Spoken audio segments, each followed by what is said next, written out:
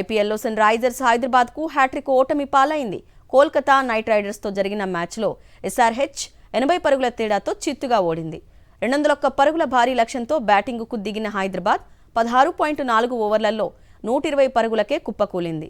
Klaasen 33, Mendis 27 పరుగులు మినహా మిగతా ప్లేయర్లు పెద్దగా రాణించకపోవడంతో ఎస్ఆర్హెచ్ ఓడిపోయింది. కోల్కతా బౌలర్లలో వైభవ్ అరోరా 3, వరుణ్ చక్రవర్తి 3, రస్సెల్ 2, హర్షిత్ రాణా, సునీల్ నరైన్ ఒక్కో వికెట్ తీశారు. ఐపీఎల్లో సన్ రైజర్స్ హైదరాబాద్కు హ్యాట్రిక్ ఓటమి పాలైంది. కోల్కతా నైట్ రైడర్స్తో జరిగిన మ్యాచ్లో ఎస్ఆర్హెచ్ 80 పరుగుల తేడాతో చిత్తుగా ఓడింది. 201 పరుగుల భారీ లక్ష్యంతో బ్యాటింగుకు దిగిన హైదరాబాద్ 16.4 ఓవర్లలో 120 పరుగులకే కుప్పకూలింది.